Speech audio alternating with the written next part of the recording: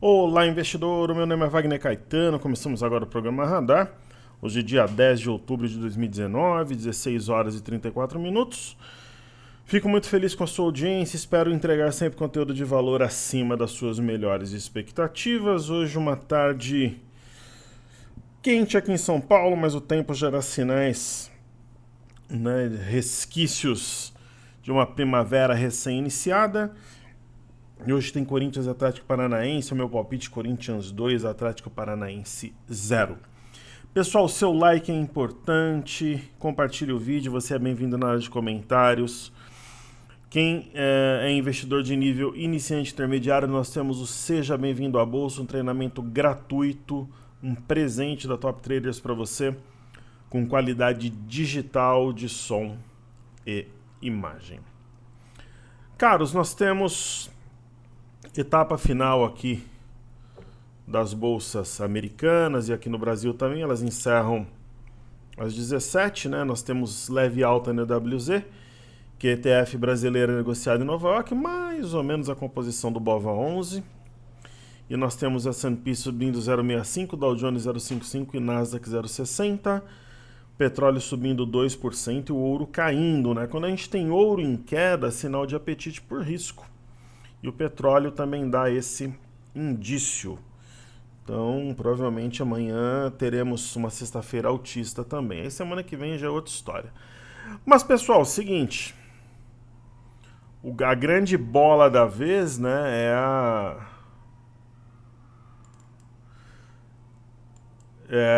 são os diálogos China e Estados Unidos, né? Então, a expectativa positiva vem deste driver. Então a gente pode ver aí na tela que nós temos um mundo verde, né? A Europa com forte alta, Estados Unidos uma alta moderada. Então vamos ver as imagens aqui para ver o que elas nos indicam. A Bolsa da China faz um movimento importante. Ela corrigiu, se aproximou de uma LTA. Foi fora da banda, foi para dentro da banda, rompeu média de 5 e agora fechou cravada na de 21. E deve romper, né, nessa noite, porque teve alta mundo afora. Então ela deve dar continuidade a esse movimento. O índice FTSE Bolsa de Londres. Então essa guerra comercial entre China e Estados Unidos, ela está, de certo modo, ofuscando o Brexit, né? Então, a Bolsa de Londres, nós tivemos um rompimento falso desse fundo e desse fundo aqui também. O martelo, e tem cara aqui de pivô, né?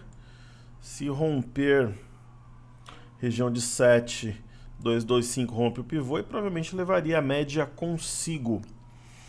E aí nós temos o índice DAX, né, que tem sinal de fundo também, né? Hoje mínima e máxima mais altas que ontem, deve romper a média de 21, mesmo porque fechou acima desse eixo, mesmo que de leve. Ok? Maravilha. Aí vamos observar aqui fluxo primeiro. Pessoal, semana que vem tem vencimento do índice futuro, né? A gente está agora no V19. Eles têm reduzido significativamente a exposição. Ontem saíram de 77.404 para 76.964. No mercado à vista, continuam vendendo até o dia 7 bi 556 milhões 340 mil. Então, venda sem trégua. Né? E muitas vezes eu vejo alguns estudiosos falarem: mas os investidores estrangeiros, o dólar está subindo porque eles estão saindo da renda fixa. Na verdade, não, eles estão vendendo ações também. E quem segura a onda para o mercado não desabar são os institucionais. No caso do dólar, eles vinham trabalhando na venda, ontem trabalharam comprados de forma expressiva, 87.449 contratos para 103.202. Então esse é o fluxo. Pessoal, falemos do... Ontem eu até me esqueci aqui. Falemos das criptomoedas. Então Bitcoin aí na tela. Vamos lá. O Bitcoin, como nós comentávamos, ele sinalizou uma compra aqui perto de 7.800, 7.900. Subiu, Marubozu corrigiu na parte alta, Marubozu corrigiu na parte alta. Eu acho que tende a continuidade, né? Nós temos um fundo duplo, o eixo é 8.539, então enquanto acima temos fundo duplo. Aí a seguir falaremos do Bitcoin Cash, né? Ele também, já desde o dia 26 de setembro, houve aqui um arame, justificava uma compra. Existe um ponto que é uma cabeça de pivô, a 236, então eu acho que teria que se firmar acima desse ponto para sinalizar uma compra para quem não entrou, até no intraday, de repente. E aí temos o Litecoin, também em dólares. O Litecoin também tem uma leve inclinação altista. Eu acho que é uma compra meio que no escuro, sei lá, com stop abaixo da mínima do dia anterior. Aí, se estopar, deve ficar nesse lenga-lenga. Se disparar, quem tinha que entrar, entrou. É a minha visão para as criptomoedas. Aí nós temos o Ethereum. O Ethereum já deu uma compra mais técnica. Ele deu compra nesse martelo, nesse candle aqui do dia 6 de outubro também, no rompimento de 186. Eu acho que é a criptomoeda mais técnica. E ainda favorece uma entrada, porque você teve um rompimento de uma cabeça de pivô e tem correção na parte alta. Então, é uma situação que eu acho que favorece a compra. Aí falemos do petróleo, Crude Oil WTI, petróleo negociado em Nova York. É uma situação de uma compra arriscada, mas é uma situação que remete a uma entrada na ponta compradora, uma vez que o mercado veio de uma correção muito intensa. Ele tocou uma região de suporte e respeitou, suporte que tinha sido testado e respeitado dia 6 de agosto, fora da banda, dentro da banda, e um candle que tem um corpo mais amplo. Então eu vejo como uma situação que remete à compra. Aí nós temos o Brent Crude Oil negociado em Londres, né? Também tem imagina que eu fosse eu já fui convidado, inclusive, algumas vezes. Imagina que eu fosse um trader de uma tesouraria ou de uma casa internacional, e eles falaram, olha, você tem que se posicionar no petróleo. Eu compraria, ó. Você tem 2 fundos, um deles testado. Aí você tem um martelo, que foi fora da banda. Aí esse fundo, ele é exatamente 57,22. Aí tem o que a gente visualiza aqui? Um provável pivô. Existe um fundo, a mínima desse fundo 58,90, está acima, e se romper 59,66 teria um pivô de baixo. Então tem alguns elementos que remetem a uma possível compra. Ok? Aí S&P ontem, né? Muitos alunos falaram, teve ou um dedo gordo, ou o mercado realmente caiu. O S&P deu uma queda forte intraday depois do fechamento, né? Só que o volume é muito baixo, até falei pessoal ficar tranquilo. Então, o que aconteceu foi isso. No caso do índice Nasdaq, pessoal, uma alta gradual, né? É uma região de bagunça aqui. Essas retas, elas devem ajudar e não atrapalhar numa leitura. Deixa eu ver aqui.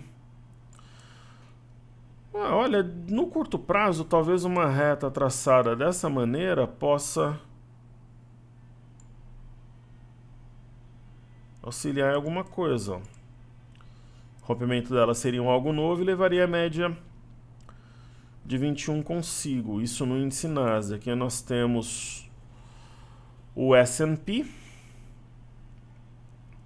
Esse daqui é o futuro, vejam a sombra inferior, né? Esse é um sinal muito forte. Mas aí já está desatualizado, então desconsiderem aqui. Desconsiderem. Isso é o de ontem. Vamos fazer o SPX mesmo, que é o... Deixa eu só ver aqui um negócio.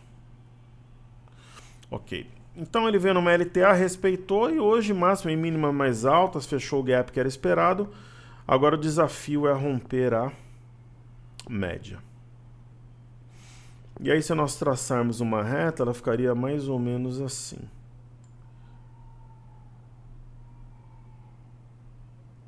Teria sido rompida, fechando dessa maneira.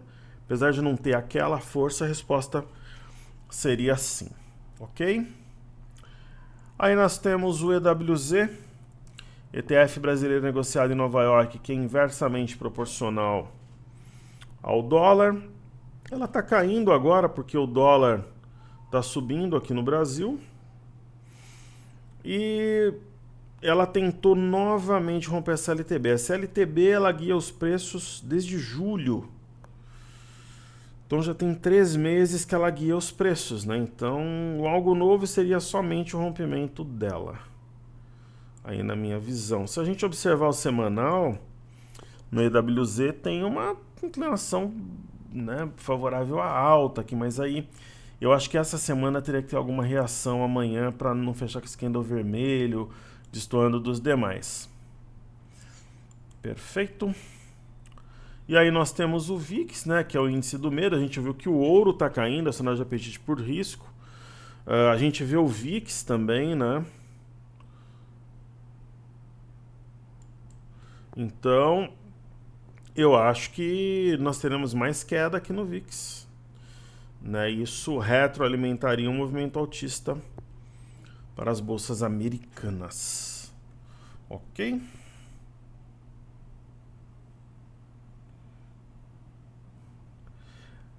Parece brincadeira, mas não é. Eu estava treinando, eu fui no treino do Muay Thai de manhã, para poder ver o jogo tranquilo à noite e na musculação à tarde. Como eu tô ficando velho, se eu não treinar 2 vezes por dia e me alimentar bem, não aguento o ritmo. Aí eu coloquei todos os meus e-mails e comentários do YouTube, WhatsApp em dia, e ficou tipo 1 hora sem chegar nada. Na hora que eu começo a gravar, mesmo sendo um pouquinho mais cedo, eu olho lá, tem um monte de e-mail e tem coisas no WhatsApp. Então, assim, eu preciso entender a razão. Um dia, se eu gravar 3 da manhã, isso vai acontecer. Pessoal, eu tive um comércio. Alguns gostam das histórias que eu conto aqui, alguns não gostam. Quem não gosta, adianta. Eu tive um comércio que era um salão no interior de São Paulo. Um salão grande. Hoje eu tenho um, só que é em São Judas, em São Paulo. Eu tinha um grande numa cidade do interior. Você podia... Isso era bom, né? Mas assim, você podia, em qualquer horário do dia ou da noite, passava gente na calçada e muita gente. Não tinha metrô, não tinha nada no interior. Você abriu o salão 3 horas da manhã, 4, tinha gente passando, mas um monte de gente ali. Era um negócio incrível. E era só daquele lado da rua, do outro não. E eram as 2 calçadas parecidas, não tinha nenhum tipo de obstáculo, digamos assim, na outra calçada, vai entender. Isso era bom porque acabava tendo fluxo e as pessoas frequentavam, tanto que eu vendi e ganhei uma bolada na época. Merecidamente, porque deu muito trabalho para montar. E quem comprou tá com o salão até hoje. Caros, falando dos negócios, depois... eu sempre, como eu falo, coloco e-mail em dia, comentários, por isso que eu falei, pô, mas não chegou nada aí na hora que eu começo a gravar, mas vamos lá. Então o VIX é isso, deve vir para baixo. Ok. Legal. E aí falemos então, deixa eu ver, comentar os pedidos do YouTube. É que nem a criança quando você vai no cinema. Você pergunta se ela quer ir ao banheiro, alguma coisa ela não quer. Na hora que começa o filme, ela quer. Qual que é a razão disso? Não sei. Aí teríamos que falar com um psicólogo ou um parapsicólogo. Caros, sempre, pessoal, no maior bom humor possível aqui. Primeiro pedido do YouTube, o mercado vai entrar em leilão daqui a pouco, é a SQ e A3. Parece que essa ação é isenta de imposto de renda, só que depois de divulgaram isso também, ela só cai, né? Esse ativo, ele foi muito pedido na imersão. A galera pediu e justificou uma série de coisas. Eu não vejo nada além de uma oportunidade de vender aqui em cima, que era uma situação para trabalhar short. Esticado, pico de volume, sombra superior, fechamento na mínima, penetrando uma parte do candle dentro da banda, mas não agora, aqui em cima. E o que eu vejo é um pivô de baixa acionado a 16,27. Então não é o que eu vejo na ação. Aí nós temos a Usiminas. Eu lembro uma vez que eu estava em reunião com um dos meus sócios, que é o Samuel. Estávamos eu, ele e o Caio, que também é um dos meus sócios. São pessoas extremamente empreendedoras, empresários do mais alto nível. E eu tenho o privilégio de tê-los.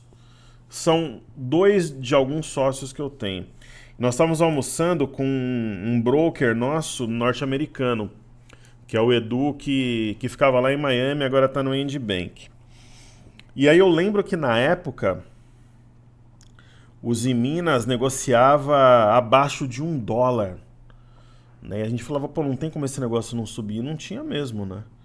Hoje ela dobrou, né, de preço, mas era bem abaixo de $1. Acho que a Usiminas estava... Não, na verdade $1 nada, ela negociava R$1, era 25 centavos de dólar. Então, pô, imagina 25 centavos de dólar Usiminas, né? Valia R$1 na época. Isso faz um tempo já, olhando pelo semanal aqui. Não faz tanto tempo, mas faz um tempo. Foi uns 3 anos, eu acho. Foi mais ou menos aqui, ó. 2016, 2017. Ela tava valia 1 e pouco. É mercado, né? Eu lembro da Goal também, que valia bem pouquinho. Ela era sempre pedida no Infomania quando eu fazia o programa lá. Bom, o que falar de Usiminas? Usiminas fez um topo duplo. Nós tínhamos essa ação no meu grupo, nós conseguimos sair a um preço bom ainda. Ok.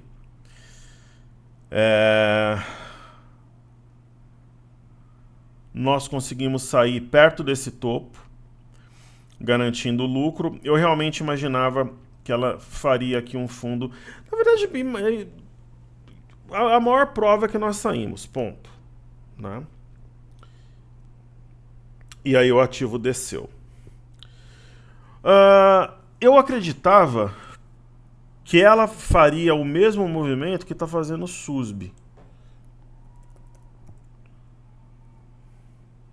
Só que a SUSB já vinha mais descontada, que é sinalização positiva na China. Eu vou colocar a SUSB como nos destaques de hoje. Professor, a compra ótima na SUSB agora? Não. Está longe de ser. A compra ótima é quando ela saiu da banda e entrou a R$28, R$29. Agora é para manejar a posição. Mas vê como a gente tem ao volume alguma, digamos, esperança na China como ativo já reage, ó. Varrendo 2 semanas. Pessoal, um candle varre 2 semanas de negócios. Né? E a Usiminas, que é um dos pedidos, é assim. Imagina aquela minha velha história. Eu sou obrigado a fazer alguma coisa em Usiminas. É ou não é? É compra ou é venda? Eu compraria. Então essa que é a minha opinião. Aí nós temos IRBR3. A IRBR13 é uma das ações mais resilientes que a gente tem no mercado. A IRBR13 deu uma bela compra nessa época aqui de 19 e 22 de julho. Eu falei sobre isso no canal. Fora da banda, dentro da banda, veio numa região de suporte anterior, longe de média. Aí o camarada fala, mas aqui eu não quero comprar porque o ativo está em tendência de baixa. Só que a tendência primária e secundária era de alta, a terciária era de baixa. Né? Depois ela ainda retornou aqui, deu sopa de novo e ela fez um pivô. Então, assim, nesse estágio eu não compraria, mas é um ativo bom para seguidores de tendência, porque ela corrigiu de novo e ela fez um arame.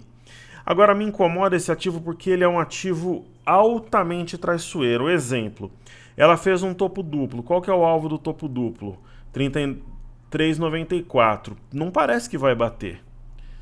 Entendeu? Só que aí, por exemplo, você vai comprar com esse possível alvo aqui embaixo, mas aí você está vendido, você encerra ou não? Daí a base é o eixo.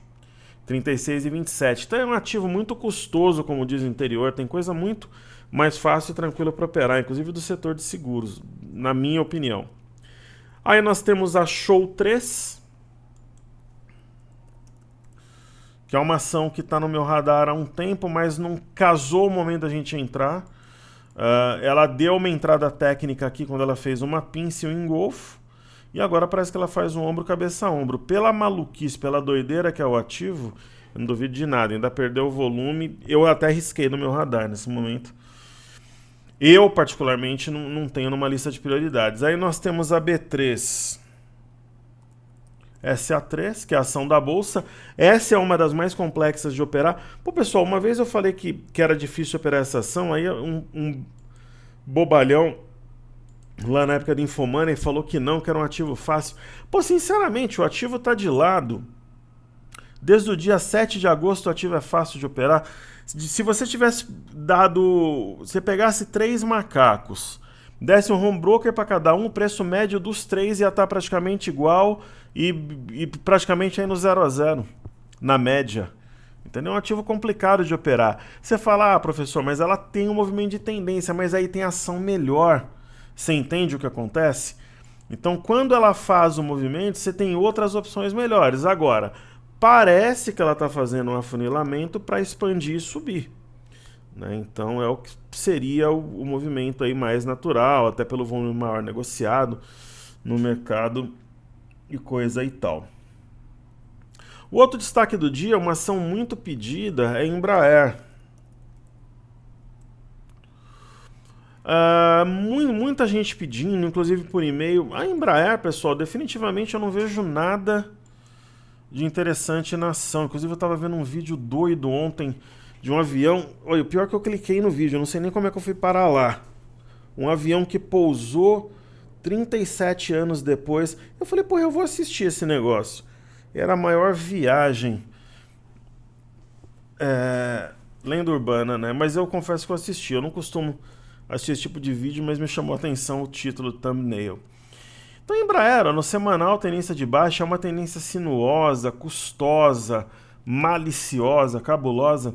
Então, é um ativo desinteressante, né? Muita gente na imersão queria praticamente me seduzir a comprar Embraer. Eu tô fora. Se a gente fosse trabalhar, trabalharia vendido, o que não foi o caso. Porque, olha, topo, tudo a região 19,50, 19,60. Então, era mais uma venda aqui. Né? Esse sinal não me convence, enfim. É o que eu penso sobre a ação. Então, falando sobre todos os ativos internacionais, pedidos de YouTube, fluxo.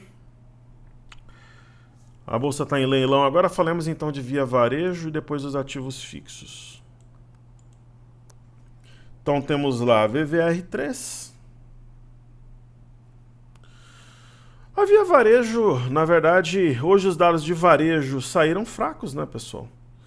Saíram abaixo de esperado. O setor até que mostrou alguma resiliência, né? Então a Via Varejo está fechando em queda de 0,5%.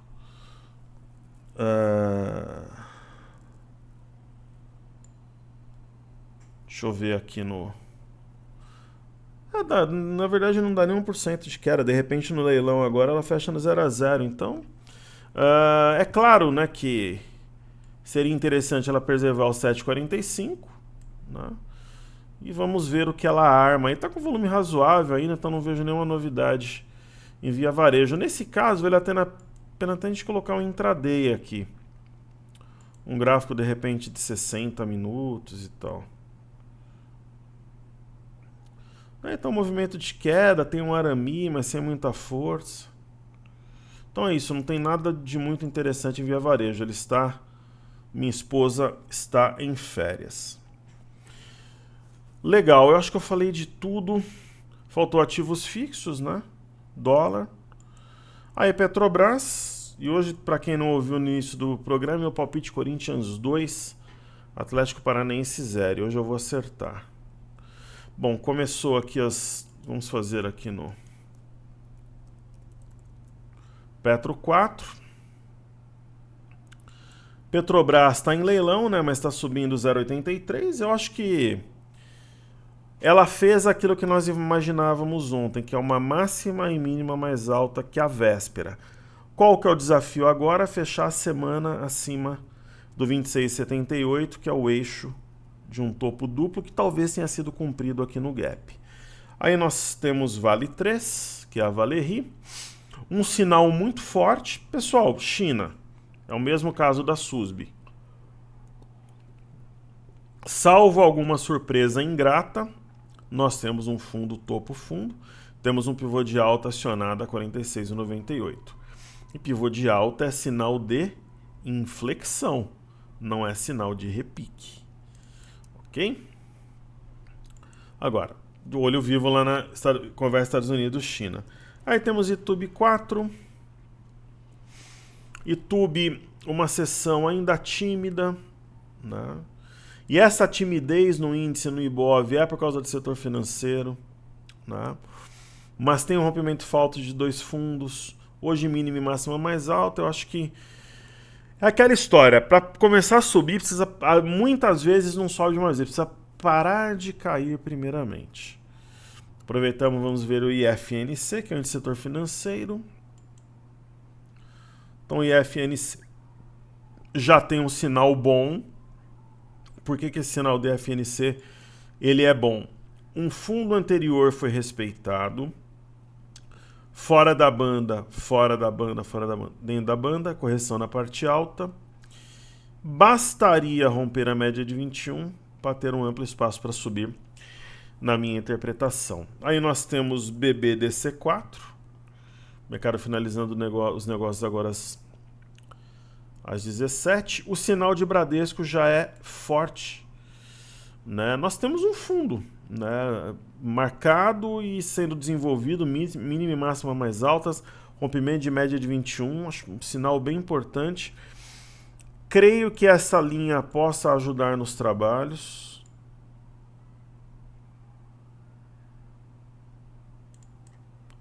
Se ela for rompida, nós teríamos definitivamente algo novo. Por que não poderíamos desenhar um triângulo dessa forma? Ok, e aí BBS3.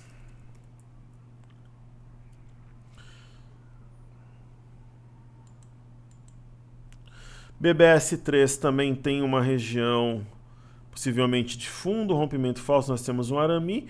Hoje é aquela história da correção na parte alta, então eu vejo com bons olhos isso aqui. Mas o ponto alto mesmo seria levar a média e o eixo de W aos 45 com 46 bem aqui. Ok, deixa eu falar do dólar.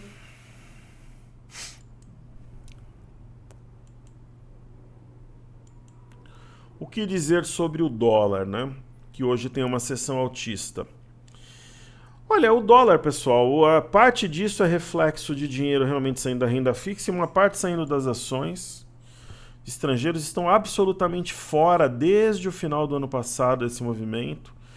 E eu acho que o ponto-chave continua sendo essa região aqui de 4,115 e 4,120. Então, precisaria trabalhar, fechar um pregão abaixo desse ponto para realmente descer, né? É um candle de força, apesar da sombra superior.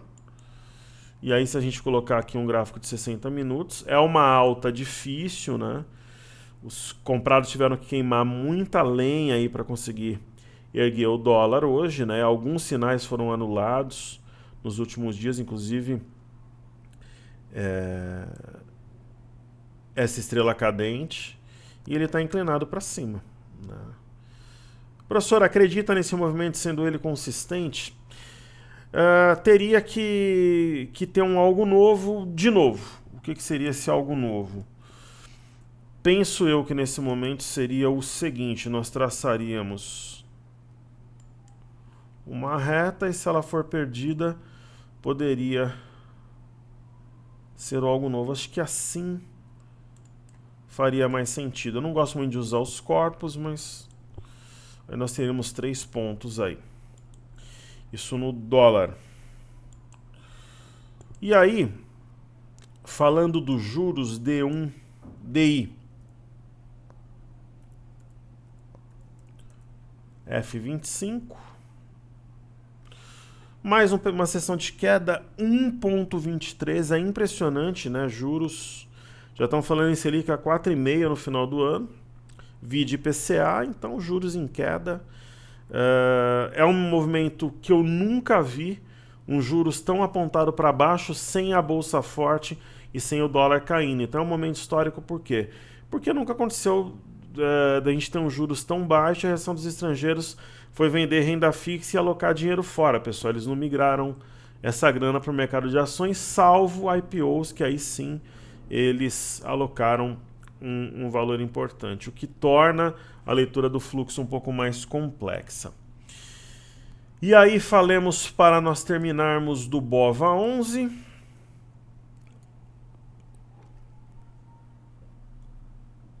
Fechando numa alta aí de 0,5%. É um movimento importante, ó. Veio de uma queda, uma pancada muito forte, marcou um fundo duplo.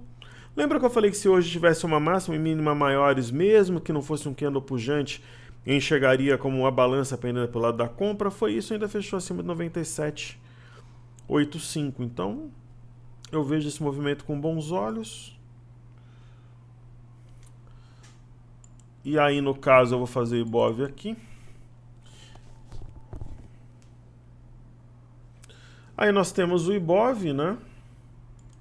Sobre uma LTA, novamente, mínima e máxima mais alta que ontem, testou o eixo do fundo duplo e a média de 21. Para uma primeira batida, good enough. Então, bom o suficiente, como diria o poeta. Aí uma vez um aluno perguntou no YouTube e outro por e-mail, quem é o poeta? Quem é o poeta? Quem seria o poeta, né?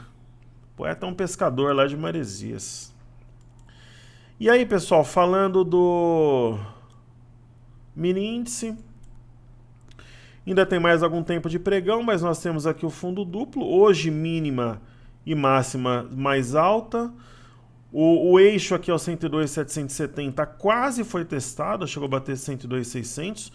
Então nós temos a máxima de hoje, a média de 21, o 102,770. Essa região foi topo duas vezes aqui entre agosto, no mês de agosto. Foi fundo depois em setembro, quer dizer, é um pavilhão aqui de vendedores. Se for rompido, puxado pelo gap, vir aqui no 104, mesmo que corrija depois, o movimento deve ter consistência. Agora, abaixo da média de 21, voo de galinha.